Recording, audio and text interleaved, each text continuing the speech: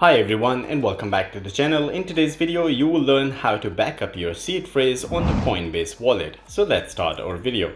First, open your Coinbase wallet application, then tap the setting icon at the top right corner. On the setting page, tap on your wallet name.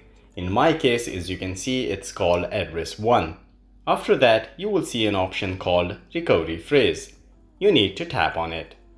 Now unlock your wallet.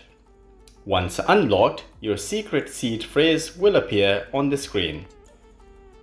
To back it up, first copy or reveal your seed phrase and save it in a safe place. Once you have saved it, you can choose to back it up either to iCloud, Google Drive, or you can do it manually as well. I will choose the manual backup option. Now it will ask you, did you save all the 12 words? Select yes. Then tap on complete backup.